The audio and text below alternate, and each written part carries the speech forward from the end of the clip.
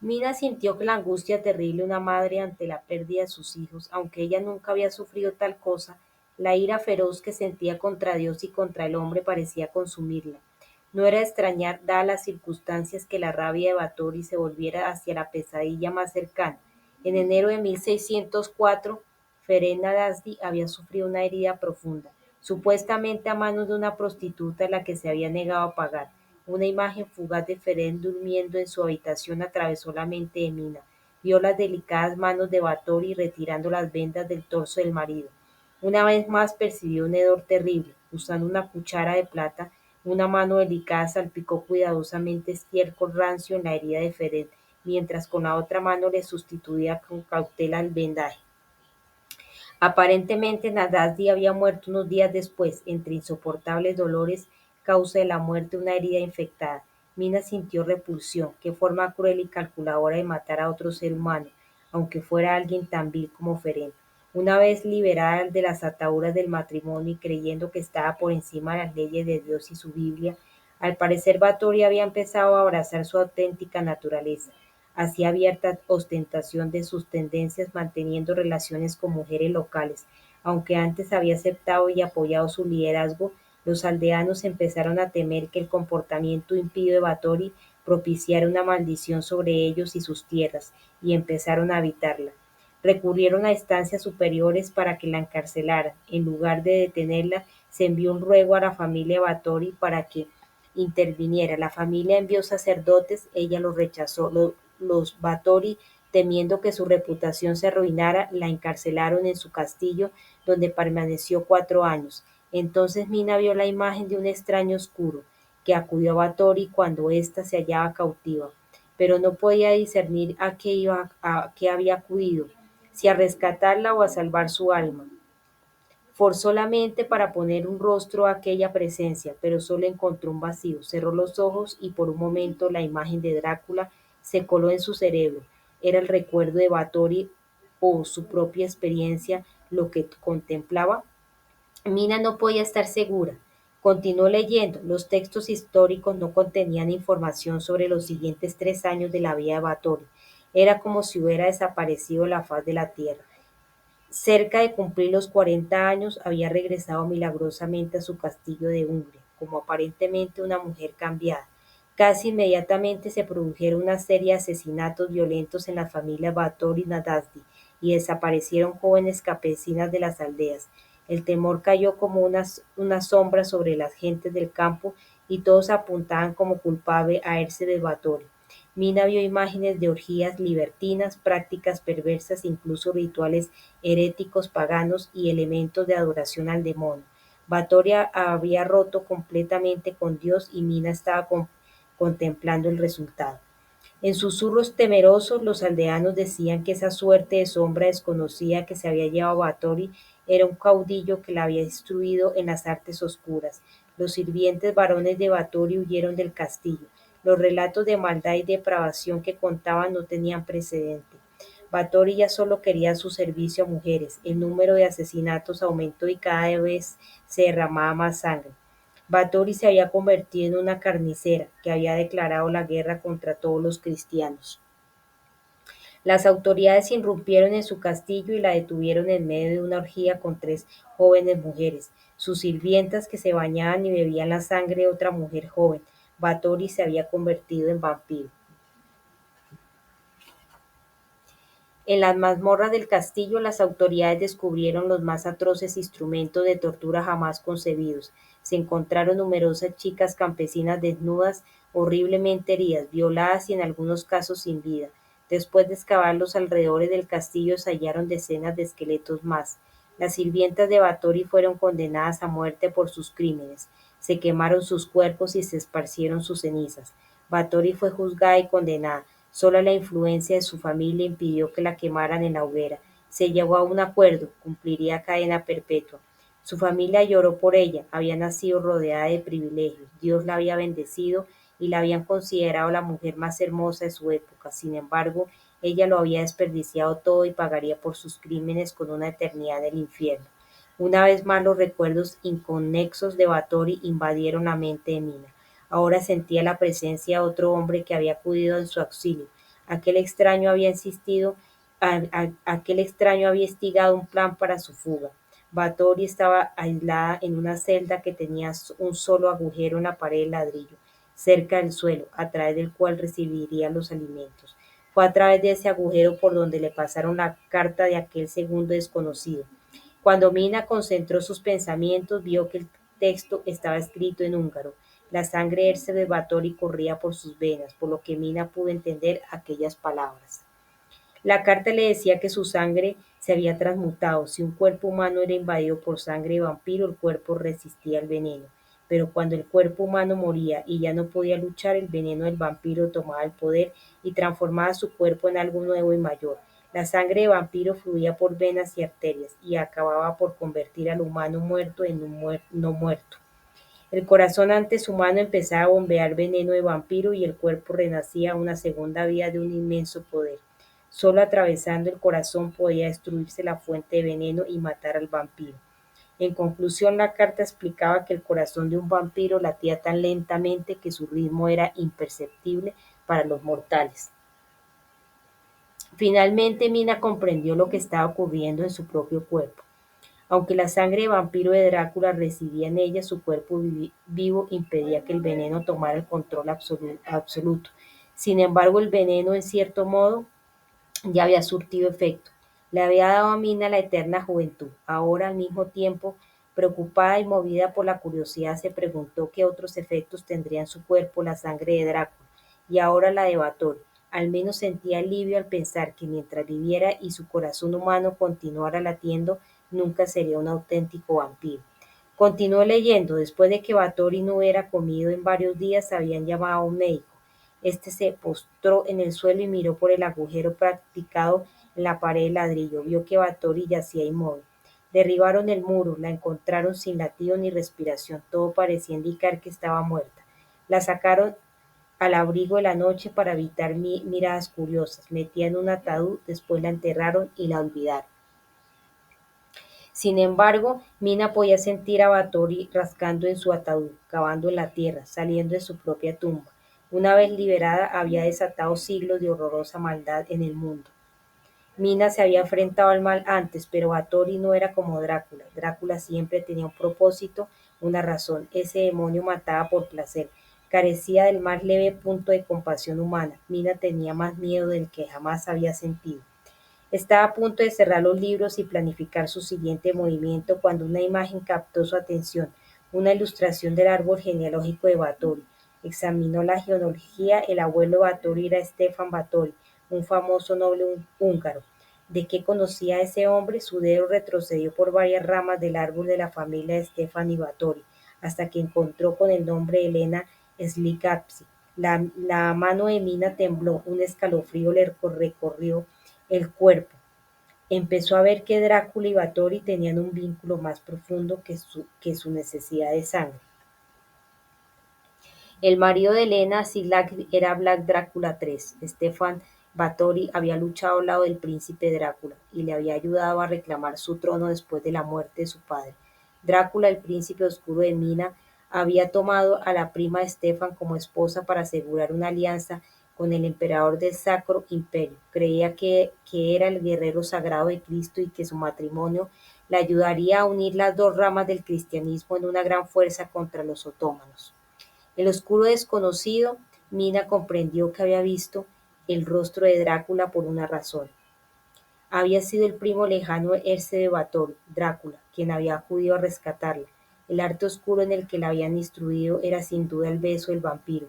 Cómo Drácula, que aseguraba ser un guerrero de Dios, podía haber contribuido a la creación de ese asesino demonio que era su prima de Báthory. No lo podía entender, no importaba cuál fuera la relación de Drácula con Báthory o con el segundo hombre que había entregado la nota. Una cosa era segura: Drácula había salvado a Báthory de una vida infernal y ella había creado su propio infierno después de la vida. Gracias a su sueño, Mina sabía que Báthory había asestado el golpe mortal a Drácula. ¿Pero por qué? Los recuerdos inundaron de nuevo a Mina y oyó las palabras que Báthory había dicho antes de clavar el cuchillo en el corazón de Drácula. Me rechazas como a una zorra adúltera. Mina comprendió horrorizada que ella había sido quien había precipitado la enemistad entre Drácula y Báthory. Eso la desconcertó. Tal vez Drácula y Báthory no fueran amantes, pero sin lugar a dudas sus vínculos eran profundos. Drácula había planeado huir con Mina, por lo que Báthory debía de haberse sentido traicionada. Así pues, había albergado unos profundos celos hacia Mina durante todos esos años. Por fin lo comprendió, Báthory estaba decidida a destruirla, a ella y a todos aquellos que la habían apartado de Drácula. Una pregunta le acosaba. Después de todos estos años que había puesto en acción a Báthory, Mina solo podía conjeturar que tenía algo que ver con Jack Selwyn. Selwyn tenía que haberse enterado de la existencia de Báthory. Esa era la única posibilidad. Como sus amigos no habían hecho caso de sus advertencias, había buscado a Báthory por su cuenta y riesgo, y solo no era rival para la condesa. Báthory debió de sentirse atacada, y aquello había propiciado que comenzara a cumplir su venganza. Báthory no podía ser más oportunista. Aquella valerosa banda de héroes que habían sido golpeados por el paso del tiempo y las penurias de la vida era fruta madura que colgaba cerca del suelo, fácil de recoger. Al fin comprendió lo que había querido decir. Tu hora ha llegado. Me llevaré lo que más amas. Dejad que los niños se acerquen a mí. Sintió que la estancia daba vueltas a su alrededor al darse cuenta de la locura en la que Báthory estaba inmersa. La condesa pretendía vengarse como una plaga bíblica. Mina tenía que encontrar a su hijo antes de que lo consiguiera. Kinsey subió 3 tramos de escaleras hasta su habitación en Archer Street en el Soho. El piso se alquilaba por un precio razonable y la zona estaba llena de actores, pintores y artistas. Kinsey recorrió el largo pasillo que llevaba a su habitación, situada junto al lavabo compartido. Las palabras de Van Helsing continuaban acosándolo. Se preguntó por qué nadie confiaba en él, ni sus padres ni Arthur Holmont. Quizá la confrontación en sí era una prueba, y Kinsey había fracasado. Un anciano débil con bastón lo había vencido. Kinsey se metió la llave en la cerradura y se dio cuenta de que la puerta estaba entornada. Aunque recordaba perfectamente que la había cerrado, había alguien dentro. Correr era inútil. Si Drácula lo estaba esperando dentro, habría oído la llave en la cerradura. No había forma de que Kinsey huyera de Drácula. Era el momento de mostrarse a sí mismo y a la banda de héroes que él era un hombre digno de respeto. La puerta crujió cuando Kinsey la abrió y miró en la oscuridad. Al otro lado de la habitación, la figura delgada y alta de un hombre se recortaba contra la ventana. Reuniendo todo su valor, Kinsey gritó: ¿Quién es usted? ¿Qué está haciendo aquí? Se oyó rascar una cerilla y se encendió una llama. Kinsey distinguió la punta de un cigarrillo y luego humo. Su primer instinto fue echar a correr, pero eso era exactamente lo que su madre y Van Helsing habrían esperado de él. Se tragó su miedo y dando un paso adelante buscó el interruptor de la luz. La bombilla se encendió con un zumbido e inundó la habitación. El hombre alto del rincón de la habitación se hallaba de espaldas, mirando por la ventana a la calle de abajo. Sin volverse dijo: Buenas tardes, señor Harker. Kinsey reconoció la voz y también el cabello rubio y voluminoso. Lord, Lord Walding. Arthur Holmont se volvió hacia él y señaló el arcón que se hallaba en el centro de la habitación y sobre el cual estaba la tarjeta que le había dado Kinsey y que contenía su dirección. El hombre parecía pálido y cansado, y sus penetrantes ojos azules tenían una expresión ausente. Kinsey se preguntó qué lo había inquietado tanto. No era de los que se asustaba fácilmente. Holmont arrojó la cerilla apagada a la chimenea y pasó su dedo enguantado de blanco por el polvo de la repisa. Lo levantó manchado. Su desaprobación por las condiciones de vida de Kinsey era evidente. También ha venido de parte de mi madre para amenazarme, le soltó Kinsey. Holmont parecía sorprendido. Van Helsing me lo ha dejado muy claro, dijo Kinsey. Se bajó la bufanda y mostró una marca sangrienta a su garganta. Durante mucho tiempo he considerado irreprochable a Van Helsing, pero ahora ya no estoy tan seguro, suspiró. Era un Arthur Holmont muy diferente del hombre que Kinsey había visto 2 días antes. El joven se atrevió a aventurar una suposición. ¿Ha venido a ayudarme? Holmont adoptó una expresión inmutable, luego se volvió. Lucy se me apareció en un sueño y me abrió los ojos. Aunque sonaba a locura, Kinsey no dudó ni por un momento de la veracidad de lo que aquel hombre le estaba contando. Holmont miró hacia Piccadilly Circus. De un modo u otro es hora de terminar lo que empecé hace 25 años. Enderezó la espalda y levantó la cabeza, inspiró profundamente, tensándose la tela del abrigo al ensanchar su musculosa espalda. De pronto pivotó sobre los talones como un soldado. Cuando volvió a mirar a Kinsey, sus ojos tenían una expresión de feroz determinación. Sí, sí tiene razón, señor Harker, y Drácula está vivo de algún modo. Entonces, en este mismo momento, usted y yo debemos jurar ante Dios que cueste lo que cueste, debemos destruirlo de una vez y para siempre. Su tono era tajante. Por primera vez Kinsey tenía un claro aliado en su batalla contra Drácula. En el momento de la acción, sin vacilar, dijo: "Juro ante Dios vengar a mi padre y ser testigo del final de Drácula". Arthur Holmon abrió la puerta de una hábil patada. Las ratas chillaron en la oscuridad. Holmon encendió una linterna eléctrica. Kinsey palpó la pared buscando el interruptor, pero su compañero le puso una mano en el hombro al entrar en la habitación desvencijada. Esto es Cheap Paint, aquí no hay luces eléctricas. La linterna de Holmon iluminó una lámpara de queroseno oxidado que había en el suelo. Le lanzó a Kinsey su caja de cerillas y le hizo un gesto para que encendiera la lámpara. Al hacerlo, varias ratas se escabulleron de la luz, buscando los rincones oscuros. Kinsey fue incapaz de reprimir su asombro. ¿Cómo podía vivir ya Sedgwick en un sitio así? Como he mencionado antes, estaba bastante loco. Holmes señaló al techo, de donde pendían símbolos de todas las religiones conocidas por la humanidad. Kinsey reconoció el icono que tenía justo sobre su cabeza como la cruz de los Rosacruces. El techo estaba empapelado de hojas arrancadas del Viejo y el Nuevo Testamento, de la Torá y el Corán. Kinsey suponía que el doctor Sedgwick estaba tratando de apostar sobre seguro, indudablemente quería que todos estuvieran de su lado. Kinsey examinó las paredes. Descubrió que las páginas de la Biblia estaban arrancadas de diferentes ediciones y de diversos idiomas. Su atención se fijó en las palabras graveteadas en ¿era eso sangre? Se podía leer vivus et vive, tradujo Kinsey. Dice que está loco, quizá fuera más apropiada una palabra como aterrorizado. Holmon no delató emoción alguna, se acercó al colchón lleno de paja de Sedgwick y dio unos golpes en los tablones del suelo con un bastón.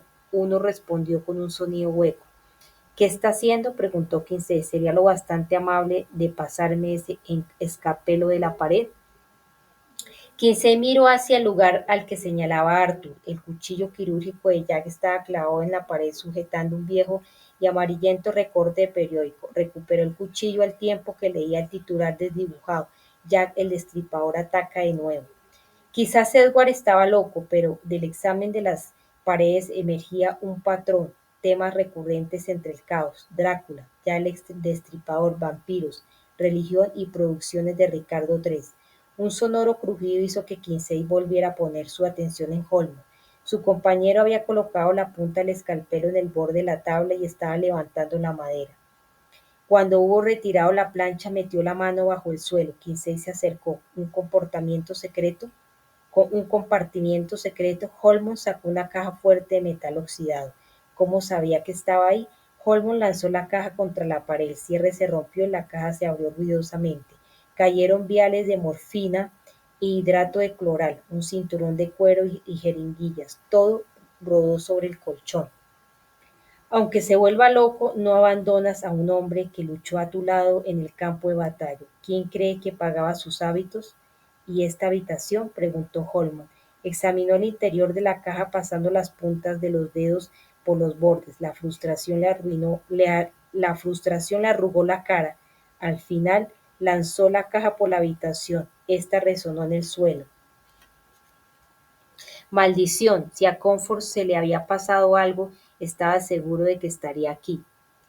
Empezó a revolver la habitación, poniendo los muebles patas arriba y abriendo todos los cajones. A Kinsey no le había sorprendido la anterior revelación de Holmes.